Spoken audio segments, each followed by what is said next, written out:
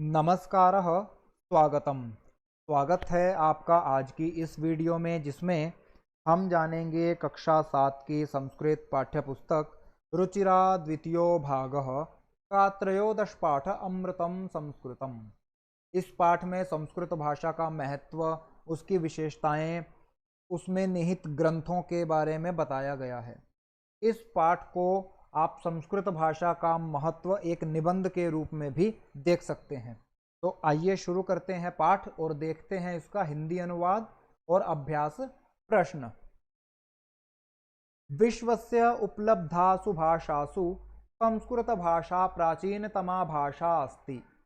विश्व की उपलब्ध भाषाओं में संस्कृत भाषा सबसे प्राचीनतम भाषा है। भाषेयम अनेकाशाम भाषाणाम जननी मता। यह भाषा अनेक भाषाओं की जननी मानी जाती है।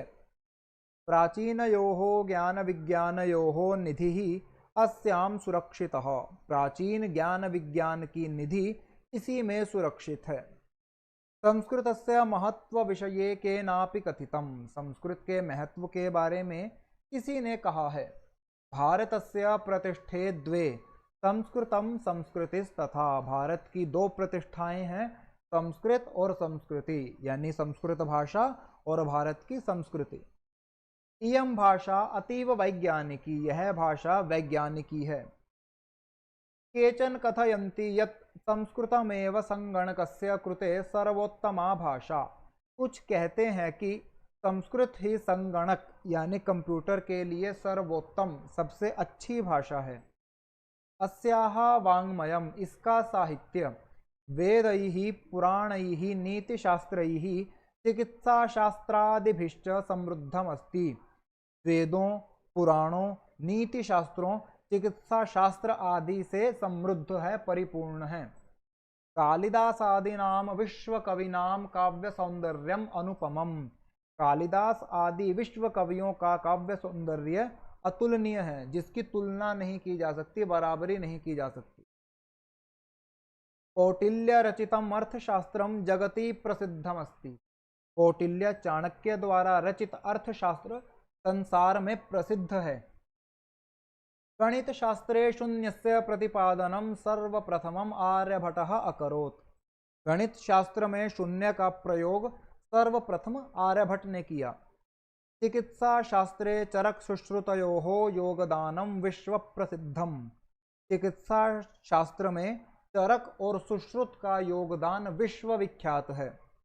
चरक और सुश्रुत अपने समय के सर्वश्रेष्ठ चिकित्सक थे, जिन्होंने सर्जरी इत्यादि की विद्याओं का प्रयोग उस काल में किया।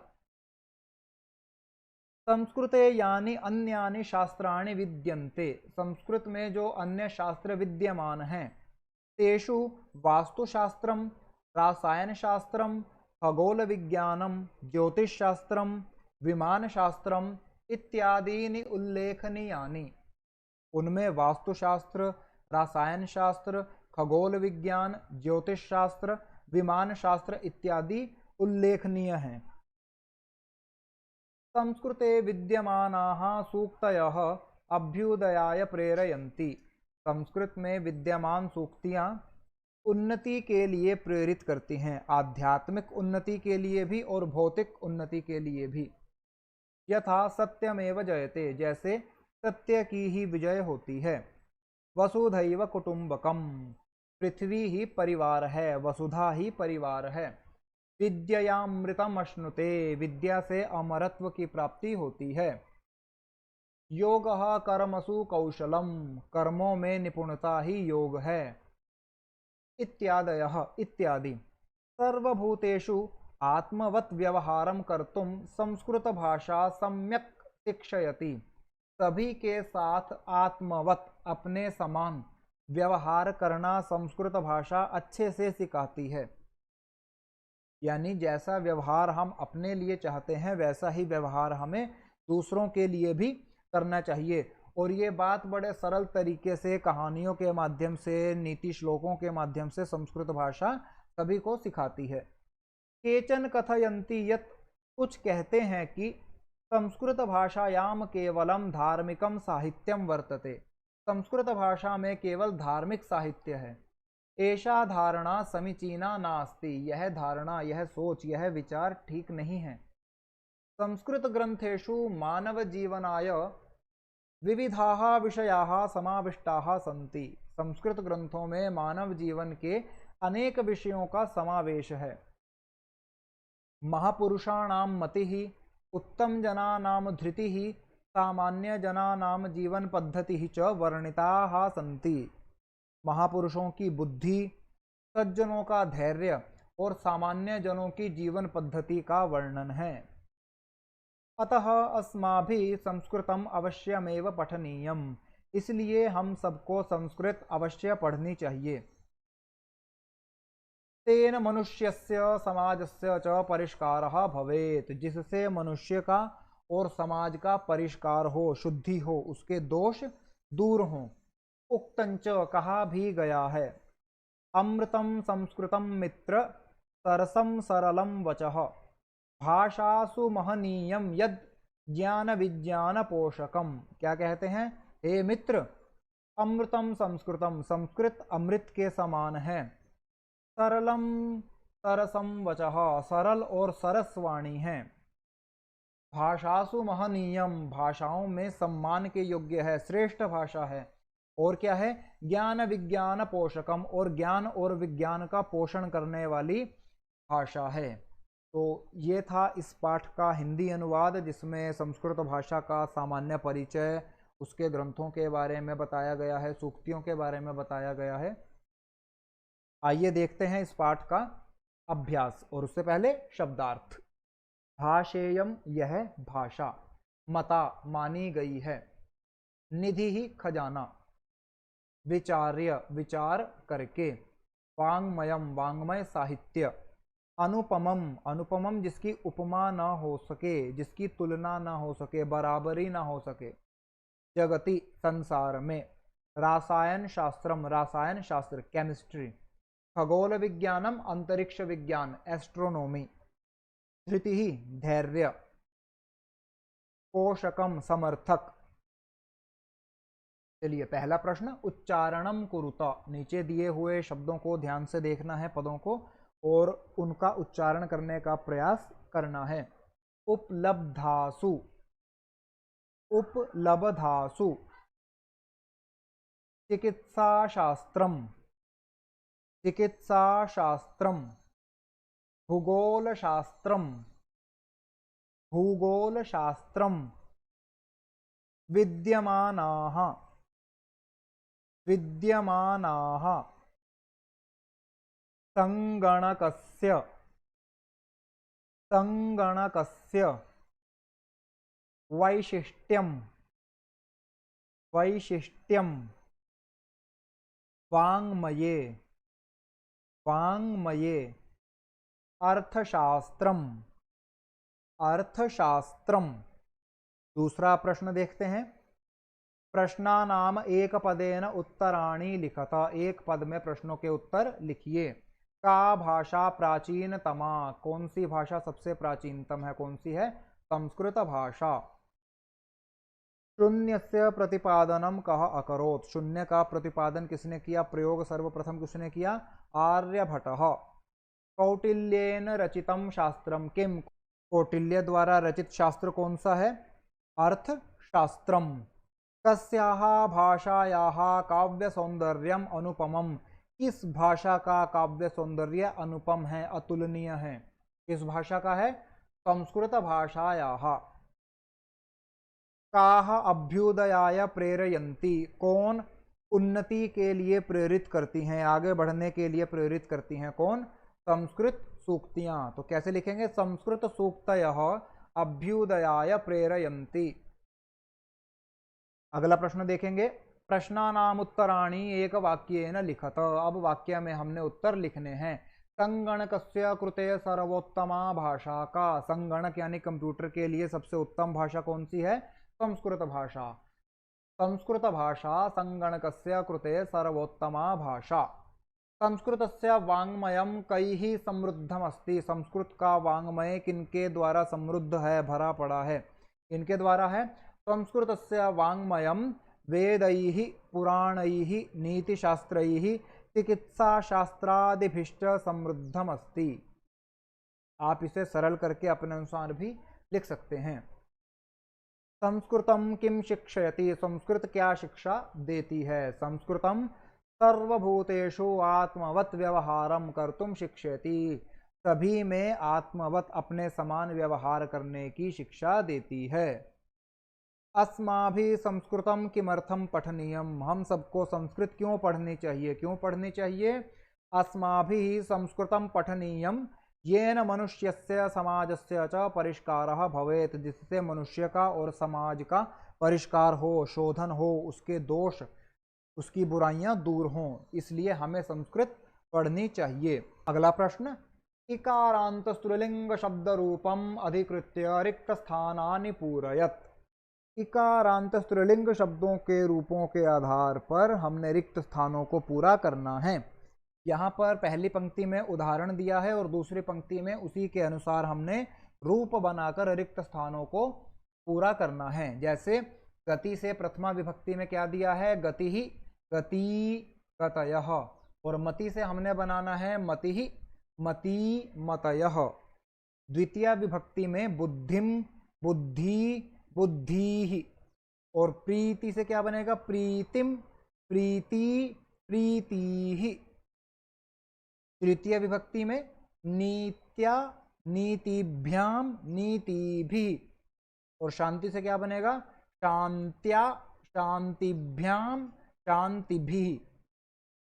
चतुर्थी विभक्ति मति से ही। इसमें दो रूप बने हैं, मत्ययी, मतये, मतिभ्याम, मतिभ्यः। और प्रकृति से हमने बनाना है तो पहले में दो रूप ही बनेंगे। पहले क्या बनेगा, प्रकृत्ययी, और दूसरा प्रकृतये। उसके बाद प्रकृतिभ्याम, प्रकृतिभ्यः। हमने उदाहरण के अनुसार ही नीचे रूप बनाना है। आगे कीर्ति, पंचमी में क्या बना है, यहां पर भी दो ही रूप बने हैं एक वचन में, कीर्त्याः, कीर्तेः, कीर्तिभ्याम, कीर्तिभ्यः।